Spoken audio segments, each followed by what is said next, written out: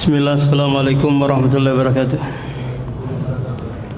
Alhamdulillah, salatu wassalamu ala rasulillah wa ala alihi wa sahbihi wa sallama taslima. Kita lanjutkan membacakan hadis-hadis Rasulullah dari kitab Bulughul Maram.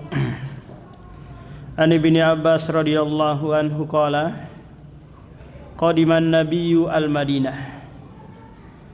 Nabi sallallahu alaihi wasallam tiba di Madinah wa hum yuslifuna fi simari sanata was sanataini. Sementara penduduk Madinah atau ashabul ansar mereka terbiasa melakukan jual beli salaf atau salam. Apa Pak jual beli salam atau salaf itu? Yaitu jual beli atau transaksi di mana barangnya dia sifati. Paham? Barangnya diserahkan dengan apa? Dengan ada penundaan setahun, 2 tahun, sebulan, 2 bulan gitu. Sementara uangnya cash dia terima di awal. Paham Pak? Ini namanya apa? Salam atau salaf. Karena rata-rata penduduk Madinah mereka apa? Petani. Sehingga para petani tidak setiap saat dia Pak memiliki uang. Sehingga dia menjual hasil kebunnya. Paham Pak? Menjual hasil kebunnya tapi belum panen kebun tersebut. Mungkin 5 bulan ke depan panennya. Tapi dia jualnya sekarang. Paham? Maka si tengkulak harus apa Pak? Membayar full di awal, penyerahan barangnya belakangan. Maka ini dibolehkan karena saling membantu, saling menolong, di mana si penjual mendapatkan apa Pak? Mendapatkan uang, si pembeli mendapatkan barang, tapi barangnya apa? Belakangan. Paham? Barangnya belakangan. Mungkin nanti si pembeli bisa untung ketika pas penyerahan barang harganya melonjak. Paham Pak? Mungkin sekarang dia jual harganya 10.000. Oh ternyata nanti 5 bulan ke depan naik harga barang tersebut. Maka si penjual nggak boleh lagi naikin harga barang karena sudah apa? Sudah ada transaksi, sudah jatuh akad. Cuma penyerahannya apa Pak? Belakangan. Nah karena Rasulullah datang di Madinah mengetahui kebiasaan penduduk Madinah seperti ini, itu melakukan transaksi salaf atau salam, maka Rasulullah mengarahkan man aslafa fi tamrin fal yuslif fi kailin ma'lum. Barang siapa yang melakukan salaf, baik korma atau buah-buah yang lain, maka hendaklah dia memperjelas takaran dan timbangannya. Kalau dia sistem takar, dia harus perjelas berapa takarannya, berapa timbangannya. Contoh kalau saya petani buah naga, atau saya bukan petani nggak ada masalah. Saya mau menjual sesuatu Pak, saya mau menjual buah naga, padahal saya bukan petani buah naga nih Pak. Saya menjual buah naga 1 kilo 10.000. Saya mau jual 10 ton. 10 ton kali 10.000 berapa Pak? 100 juta. Paham? Ini jelas dari sisi apa Pak? Dari sisi timbangan. Kalau saya bilang saya mau jual beras 1 liternya 10.000, jelas takarannya. Saya mau jual 1.000 liter, jelas. Paham Pak? Harus jelas. Ini syarat yang pertama. Harus jelas takaran timbangan yang mau dia jual. Ila ajalin maklum, hingga waktu yang ditentukan. Waktu penyerahan buah naga tadi juga harus jelas Pak. Dalam artian nanti saya serahkan tanggal 30 Ramadan tahun 1400 berapa Pak? Nanti tahun depan 47 ya? 1447. Saya mau jual buah naga 10 ton kali 10.000, penyerahannya nanti di mana? Di tanggal 30 Ramadan tahun 1446-47. Jelas, waktunya jelas. Paham? Kalau tidak jelas, nanti ada jahala di sini. Tidak boleh. Paham Pak? Tidak boleh. Oh ya Pak, nanti saya serahkan kapan-kapan saya serahkan. Masa nggak percaya sama saya? Nggak boleh. Penyerahannya harus apa? Waktu penyerahannya harus jelas. Tanggal 30 Ramadan. Nah, pembayarannya harus kontan. Paham? Pembayarannya apa Pak? Harus kontan di depan. Di mana si pembeli harus menyerahkan uang 100 juta itu di majelis akad. Paham? Penyerahannya apa Pak? Di majelis akad. Jadi si pembeli harus menyerahkan berapa Pak? 100 juta. Untuk pembayaran berapa? 10 ton buah naga kali 10.000. Qadarullah nih Pak, saya gagal panen. La ilaha illallah. Atau saya bukan petani buah naga, cuma nggak dapat buah naga. Bagaimana solusinya Pak? Saya nggak dapat buahnya. Sementara waktu penyerahannya sudah tiba. Apa yang saya lakukan? Uang saya balikin. Paham? Atau saya berusaha mencari buah naga tersebut meskipun harganya mungkin 15.000 per kilo. Karena sudah menjadi tanggung jawab saya untuk menghadirkan buah naga tersebut. Paham Pak? Ini yang saya lakukan. Meskipun dia sudah rugi. Saya rugi 5.000 per kilo ini, tapi nggak apa-apa. Saya bertanggung jawab. Ini namanya apa Pak? Bai'un mausufun fi dhimmah. Transaksi atau jual beli yang dia bertanggung jawab menghadirkan barang yang dia jual tersebut. Paham? Tapi kalau si pembeli bilang, Pak saya bayar separuh dulu Pak ya, atau saya kasih DP dulu Pak ya, nggak boleh. Ini sama halnya apa? Menjual utang dengan utang. Paham? Utang dengan utang. Apa maksudnya ini? Pembayarannya utang, barangnya utang. Ini nggak dibolehkan. Paham Pak? Ini kalau apa? Kalau jual beli sistem salaf. Ada istilah lain lagi di sana Pak. Ijaratus salaf. Ijaratus salaf itu jasa yang dia jual, tapi jasanya itu belum diterima oleh si pembeli. Paham? Sementara dia dia sudah serahkan full di awal. Paham Pak? Maka seperti ini harus apa? Dibayar di awal. Tidak ada istilah apa? DP. Kalau istilahnya kalau di sekarang ini travel umroh. Paham Pak? Rata-rata travel umroh itu mereka tidak punya apa-apa, tidak punya bis, tidak punya pesawat, tidak punya hotel, tapi mereka menjual apa? Menjual paket. Paham Pak? Paket tiket pesawat dan yang lainnya. Nah yang beli ini jasa itu dia terima belakangan kan Pak ya? Paham? Maka dalam hal ini masuk dalam kategori apa? Ijaratus salaf. Ketika ada yang mau beli jasa tersebut, pelayanan tersebut, maka dia harus bayar full di awal. Paham? Bayar full di awal. Kalau sekiranya nanti Pak qadarullah ini pihak travel nggak bisa menghadirkan yang dia janjikan semua ini, ya hotelnya, ya pesawatnya, ya bisnya, nggak bisa. Maka bagaimana Pak? Solusinya? Dia balikin uang itu kepada jamaah. Paham? Atau dia berusaha menghadirkan meskipun rugi. Paham? Seharusnya dia tulis di flyer mungkin bintang 3, qadarullah nggak ada nih, dapatnya bintang 4 atau bintang 5. Makanya sudah dia, maaf Pak saya bisanya ngasih yang lebih nih. Maukah? Nggak apa-apa kah? Oh ya nggak apa-apa. Biar saya rugi aja nggak apa-apa. Paham? Ini apa Pak? Tanggung jawab dia.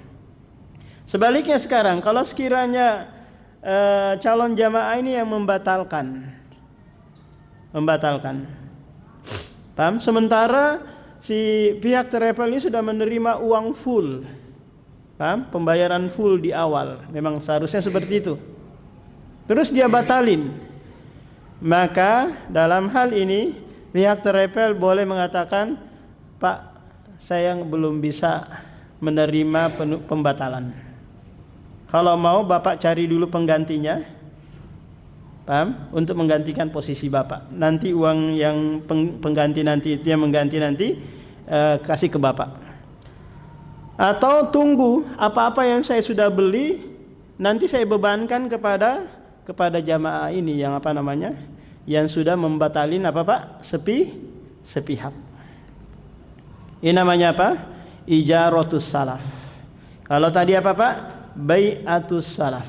Jual beli di mana barang yang dia jual belum dia miliki, tapi dia dia sifati barang tersebut.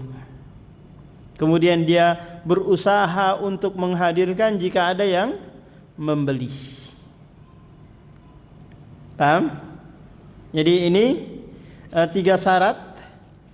Waktunya, takaran dan timbangannya harus jelas. Tidak ada istilah goror di dalamnya. Dan tidak ada tadlis. Tadlis itu Pak seakan-akan membuat kesamaran di situ. Saya mau jual buah naga atau apa lagi tuh? Gak boleh. Harus jelas di awal. Paham? Saya jual paket ini tapi hotelnya kemungkinan ini dan itu. Ini tadlis ini Pak. Paham?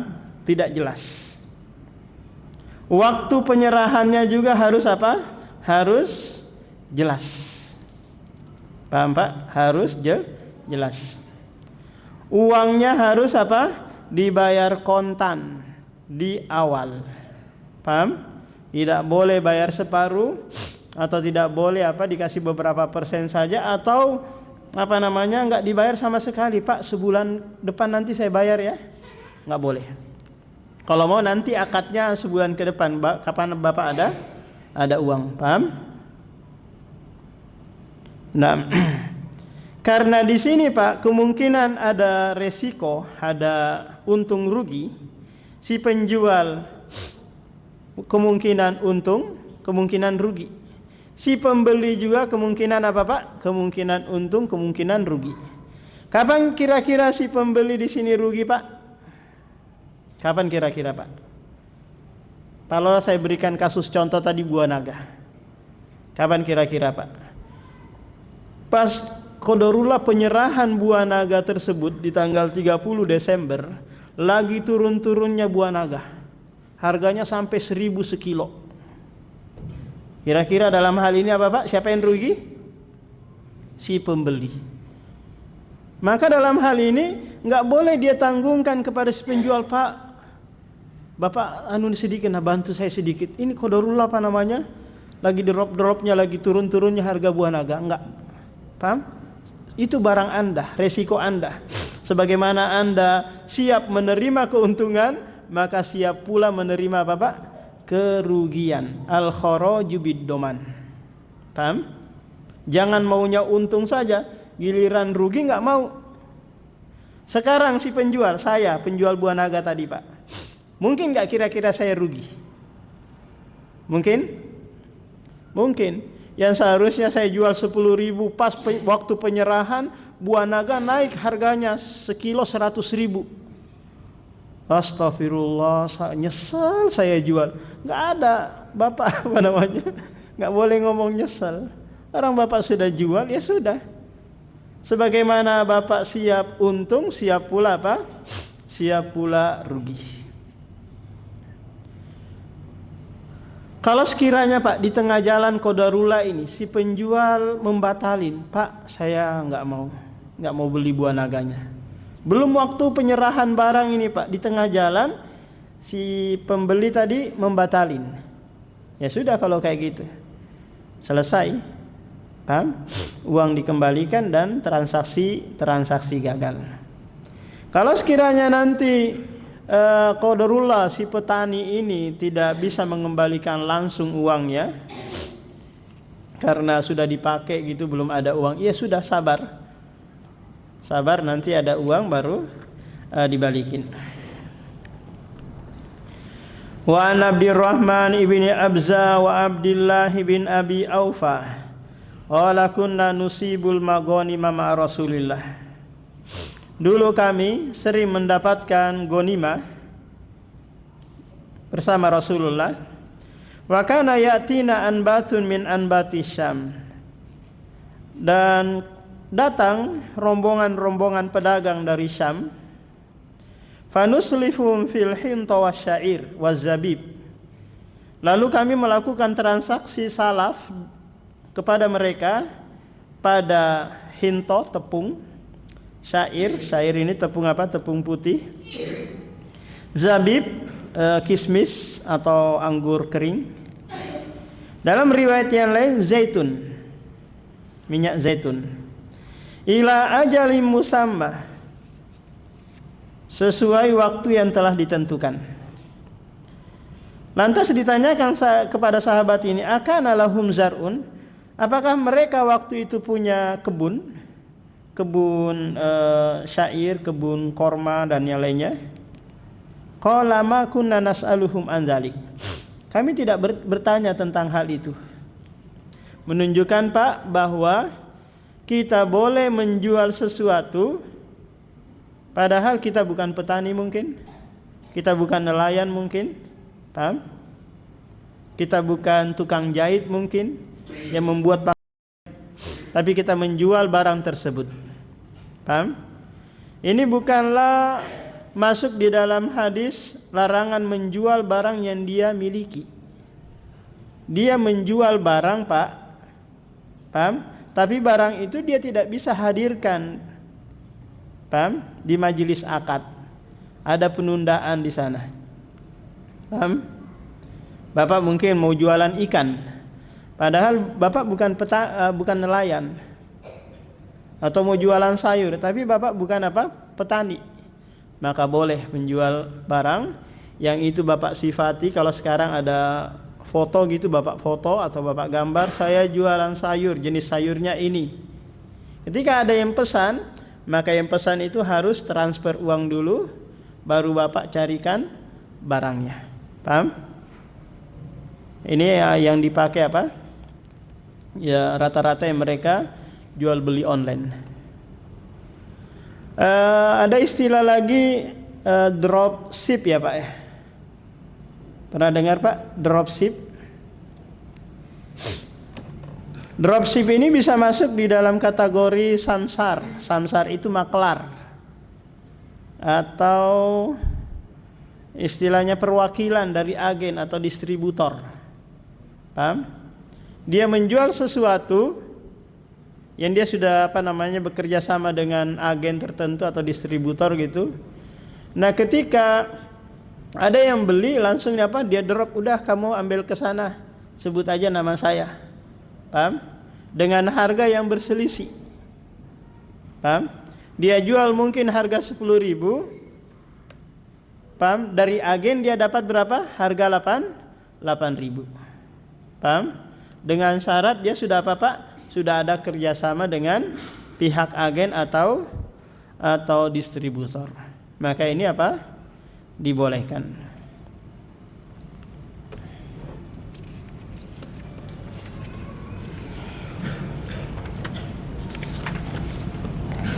An Abi Hurairah radhiyallahu anhu anin Nabi sallallahu alaihi wasallam qala man akhadha amwalan nasi yuridu ada'aha addallahu anhu wa man akhadhaha yuridu itlafaha atlafahullahu, rawahul Bukhari. Rasulullah bersabda, barang siapa yang mengambil harta manusia lalu dia ingin mengembalikan harta tersebut, maka Allah akan membantu dia untuk mengembalikannya. Barang siapa yang mengambil harta manusia tapi ingin tidak mengembalikan nantinya, maka Allah juga akan membinasakan dia. Apa kaitannya dengan hadis sebelumnya Pak? Kaitannya tak kala ada orang menjual sesuatu sementara barangnya belum dia serahkan, maka ini amanah yang dia ambil kan Pak ya. Paham? Uang orang dia ambil duluan, barangnya belum dia serahkan. Paham? Kalau dia niatnya busuk, dalam artian memang dia mau bawa lari uang itu, dia pura-pura saja transaksi jual beli salam atau salaf, tapi kepengen ngambilin uang orang, maka Allah akan binasakan juga orang itu. Tapi kalau dia berusaha ingin mencarikan atau mengembalikan, nanti Allah akan membantunya. Dan Rasulullah di sini menyebutkan secara umum Pak, baik nanti dalam hal pinjam meminjam, kita ingin minjam uang orang, terus kita kepengen balikin, maka Allah akan bantu. Karena niat baik kita mau balikin uang tersebut. Karena dalam hal pinjam meminjam Pak, ini masuk dalam bab ta'awun, tolong menolong dalam hal kebaikan. Ada orang itu Pak, ada masa-masa dia tidak punya, paham? Terus kita bantu, maka yang kita lihat adalah bahwa kita sedang bermuamalah kepada Allah. Wallahu fi aunil abdi makanal abdu fi auni akhihi. Allah akan membantu hambanya selama hamba itu membantu saudaranya yang lain. Tapi yang jadi masalah Pak, ada orang yang minjam uang tapi dia berusaha menghindar kalau ditagih. Di SMS nggak dijawab, di telepon nggak diangkat. Kalau berpapasan berusaha menghindar, ini kurang asem kan Pak ya? Bukan kurang garam lagi nih. Kita seakan-akan jadi pengemis, padahal kita meminta uang kita sendiri kan, tapi dia berusaha menghindar. Kalaupun kita datangi besok sore, datang lagi kita sore, lusa Pak, datang lusa bulan depan, coba datang aja baik-baik. Afwan ya, saya belum bisa balikin, qadarullah saya lagi belum ada uang, bisa nggak dikasih tempo. Ketika yang meminjamkan tadi mengatakan iya, saya kasih tempo, maka dari saat itu Pak, dia terhitung bersedekah 2 kali lipat.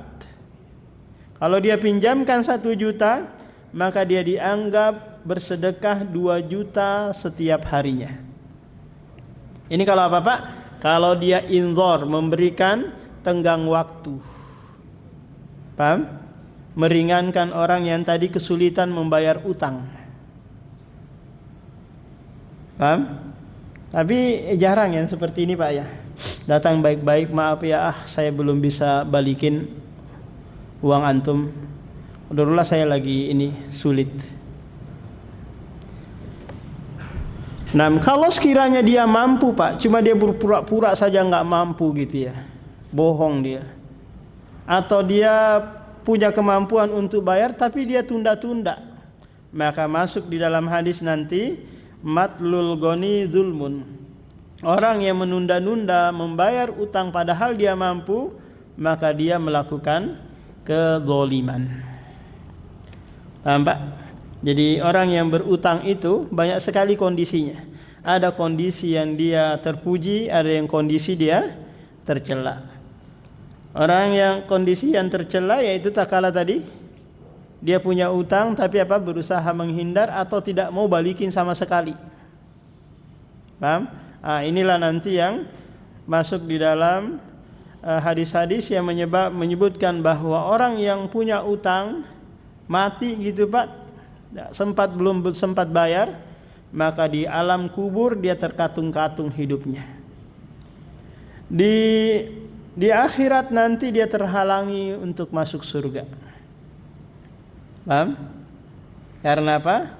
Dia tidak mau membayar utangnya. Tapi kalau dia sudah berusaha, qadarullah nggak punya kemampuan, nanti Allah yang bayarkan utang tersebut. Karena di sini disebutkan apa?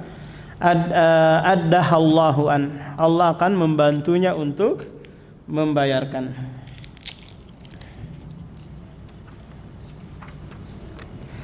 An Aisyah radhiyallahu anha qalat, qultu ya Rasulullah inna fulan qadima lahu bazzun minasyam. Aisyah berkata kepada Rasulullah, wahai Rasulullah, sesungguhnya si fulan, orang Yahudi, datang dari negeri Syam membawa berbagai jenis pakaian untuk dijual. Karena rata-rata Pak, penduduk Madinah atau penduduk Mekah, ketergantungan mereka kepada barang-barang itu dari Yaman atau dari negeri Syam. Nah, ini datang pedagang dari negeri Syam. Falau ba'asta ilaihi, seandainya engkau mengutus seseorang untuk membeli baju, satu atau dua baju gitu, binasiatin, dengan sistem utang, pembayaran tertunda sampai nanti ada kemampuan baru dibayar. Fa arsala ilaihi, lalu Rasulullah mengutus seseorang untuk beli pakaian, tapi pembayarannya belakangan, dia utang karena Rasulullah nggak punya uang. Famtana'a, ternyata orang itu nggak mau. Maunya apa Pak? Maunya cash.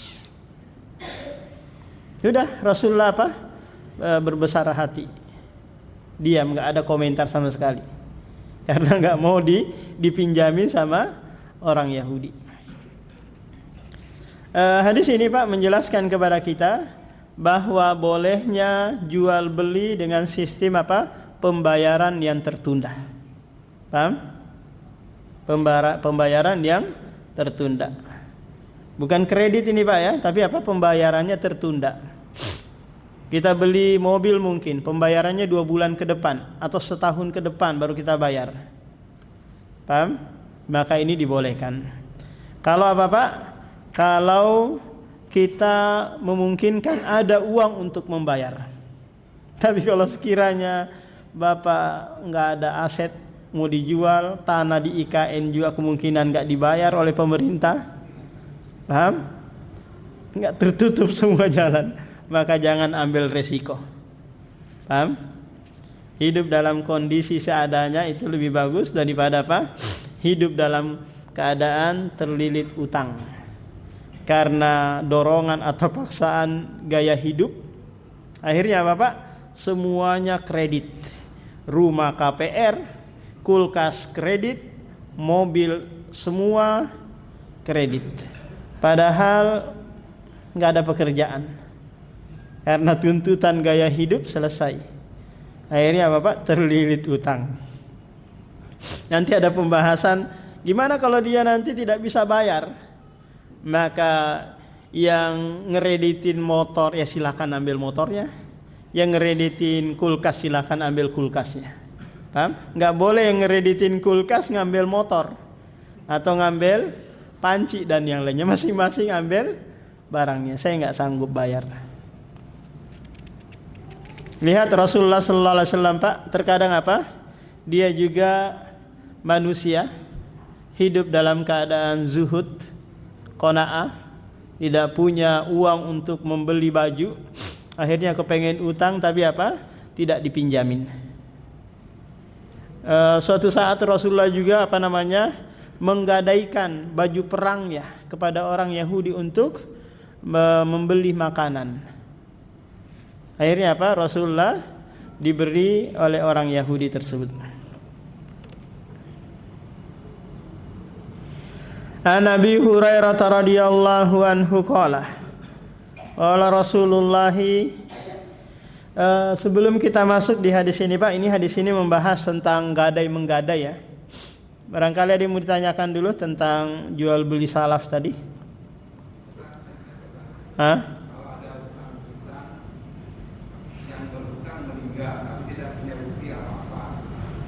Tidak punya bukti apa-apa. Dia ditagih Pak, keluarganya ditagih. Keluar yang menagih ini punya dia menagih, tahu nggak nominalnya? Nominalnya dia sebutkan angkanya. Tapi nggak bisa ini. Maka dalam hal ini pihak keluarga kalau ayahnya atau tadi yang meninggalkan warisan, ya sudah dia bayarkan. Paham Pak? Karena mengambil langkah kehati-hatian. Paham? Kalau sekiranya nagih tadi ini dia bote atau bohong-bohong gitu ya, dia yang bertanggung jawab nanti. Untuk barok berlepas diri dari apa? Utang piutang si mayit tadi. Kalau tadi apa, si mayit meninggalkan harta Pak. Paham?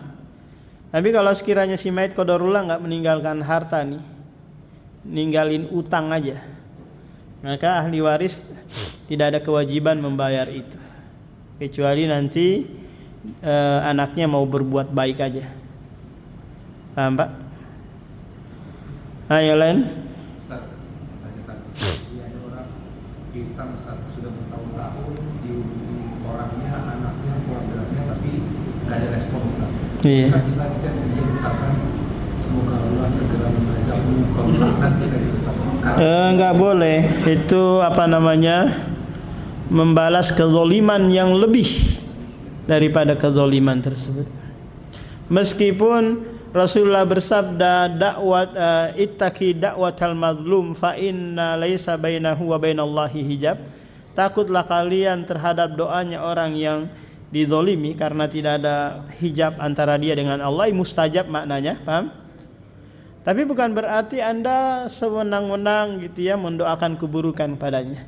Kalau mau balas, atau yang terbaik adalah mendoakan kebaikan. Semoga Allah memudahkan antum untuk membayar utang. Paham? Jangan antum doakan semoga Allah mencabik-cabik tubuhmu, membinasakan engkau sebelum apa? Ini kezaliman. Jadi nggak boleh. Yang lain Pak? Terus seandainya gini, dari si pengutang tadi udah mentok dia nanti nggak dapat, sudah nanti kita di akhirat itu gimana Ustaz?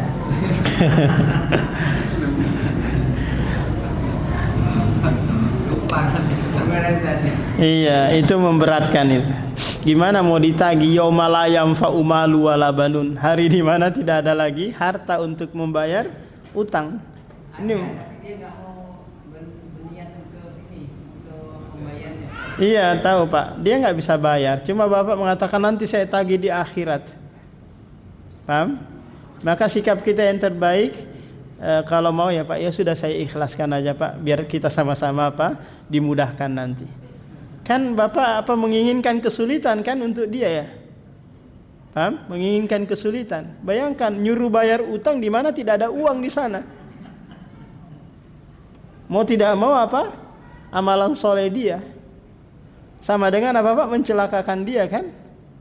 Nah, orang mukmin itu yang senantiasa memberikan kemudahan. Man yassarul mu'minan yassarahullahu yaumal qiyamah. Barang siapa memberikan kemudahan bagi mukmin yang lain, Allah pun akan memberikan kemudahan untuknya. Pak? Apakah sama secara pahala apabila memberi pinjaman atau hutang kepada yang non muslim dengan yang saudara muslim? Ya tentu. Dengan pahala yang berlipat apabila memberi kelonggaran waktu tadi, apakah juga berlaku untuk yang non muslim? Iya, kalau dari sisi tadi memberikan kelonggaran, nah yang dia manusia gitu Pak, mau muslimnya atau mukminnya sama saja ya. Ketika si non muslim tadi datang, maaf ya Pak, bisa membayar. Udah saya ini. Semoga Allah memudahkan antum untuk membayar. Gampang aja, tenang aja. Kapan-kapan ada ya kesini.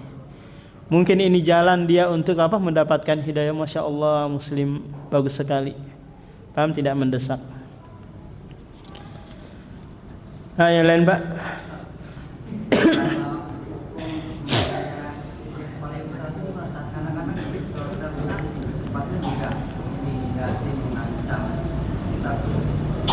Iya, biasanya debt collector itu perwakilan ini kan, leasing ya.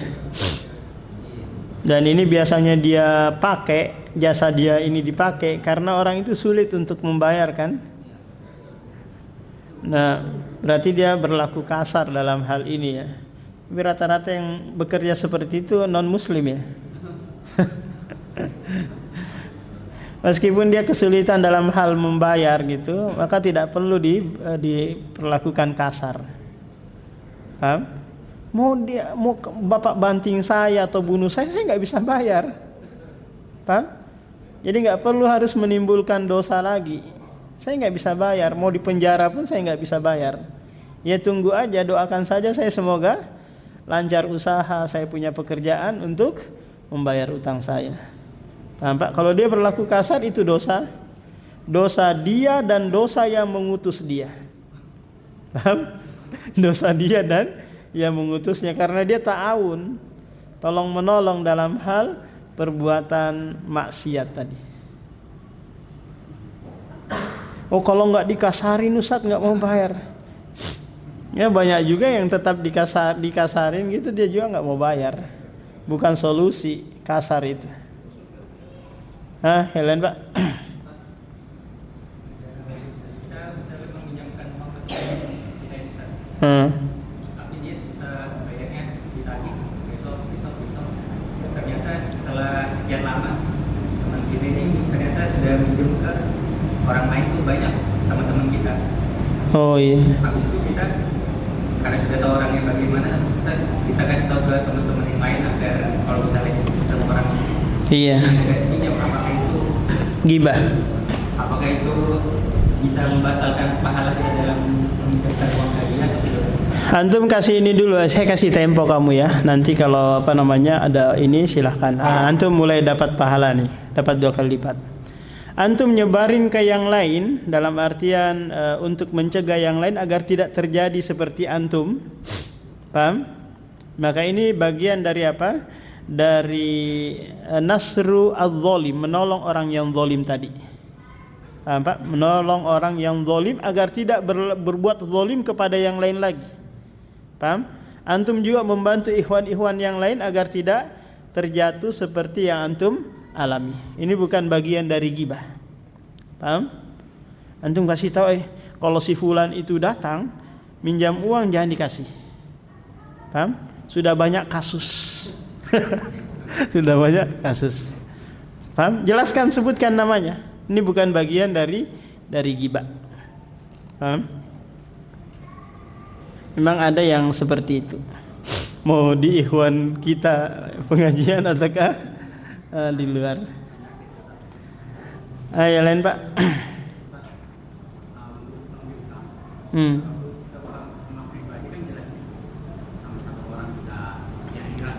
Iya. Di bank.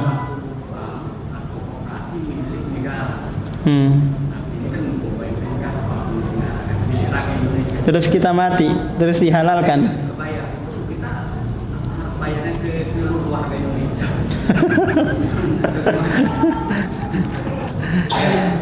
Kita punya utang ke BUMN gitu ya. Iya. Biasanya kalau ada yang minjam ini terus mati, biasanya dihapus ya.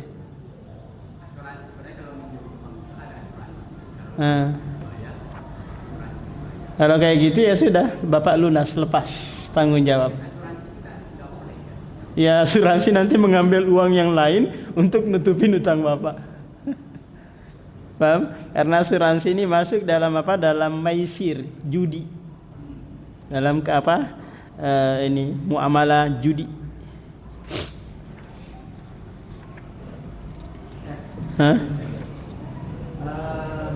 Apabila ada seseorang itu menginvestasikan modal ke teman, nah modal itu dikembalikan berdasarkan invoice. Taruhlah si A itu nanti invoice-nya tanggal 15. Namun di dalam perjanjian dengan si komisioner sama pengelola tadi, bisakah dimajukan hasilnya di tanggal 10 gitu Ustaz? Apakah itu dibolehkan Ustaz? Dalam permasalahan mudharabah Pak, perlu diperhatikan di sini agar kita tidak terjatuh dalam transaksi ribawi. Paham? Kalau sekiranya si pihak pengelola tadi mengatakan, wahai para investor, jika kalian menanam modal 100 juta, maka saya akan kasih keuntungan 10%. Paham? Saya kasih keuntungan 10%. Paham Pak? Berarti dikasih berapa? 10 juta dari 100 juta. Paham? Tapi keuntungan di sini dari 10 juta ini dari keuntungan tadi ya. Paham? Dari keuntungan. Bukan dari uang yang masuk. Ini banyak yang terjadi Pak, uang masuk. Nanti dia dikasih 10 ini tanpa melihat untung rugi usaha yang dia kelola. Paham? Ini riba. Tapi kalau sekiranya si investor baru berjalan berapa bulan gitu terus dia minta duluan, oh belum ada perhitungan, keuntungan juga belum jelas, belum bayar ini, belum bayar itu, kok minta duluan, nanti dulu. Paham? Sama aja nanti antum pinjamin ana, paham? Terus minta duluan ribanya, nggak bisa, tunggu dulu. Paham? Biarlah dulu berjalan, ada hasil dikeluarkan ini pengeluaran gaji dan lain-lainnya sekian, umpamanya untungnya 1 juta, ya sudah 1 juta 10%-nya kamu 100.000. Paham? Kalau dia langsung minta di awal Pak belum selesai apa semua, ini bahaya, bisa jatuh hanya pinjam meminjam saja. Paham? Kalau itu sudah dihitung Ustaz, taruhlah untungnya 10 gitu ya. Terus dia kalkulasi pengeluaran segala macam ya. Tadi untungnya tinggal 5 juta. Nah, dari 5 juta dibagi 2 gitu. 50-50. Iya, 50% kan. Nah, setelah itu dia juga ada impos yang lain. Nah, si teman tadi itu minta dimajukan dalam pembagiannya sama modalnya tadi itu gimana?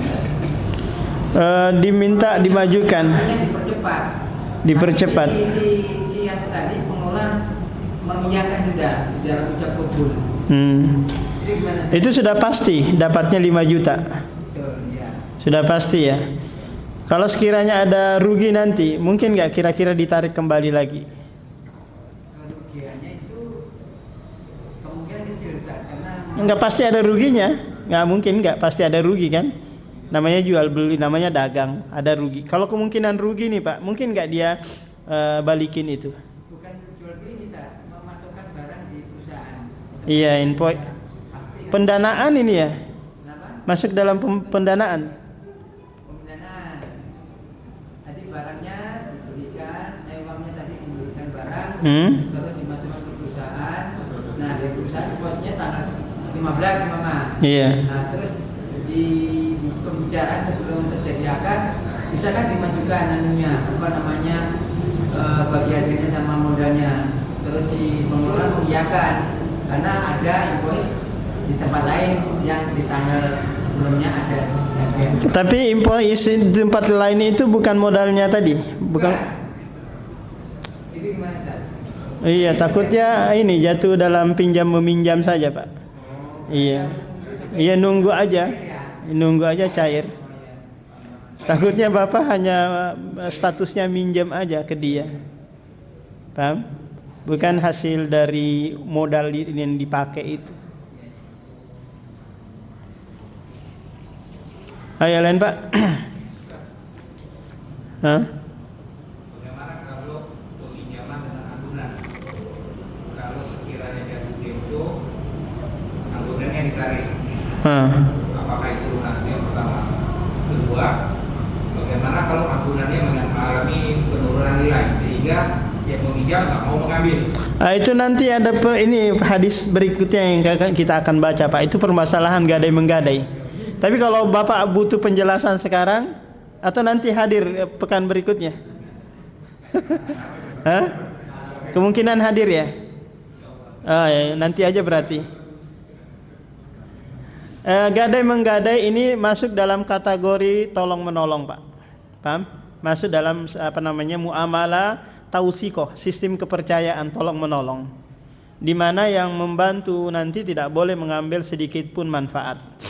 Barang yang dianggunkan atau rumah tadi yang dianggunkan Pak, ketika dia tidak bisa mengembalikan uang tersebut, maka rumah itu dijual, paham?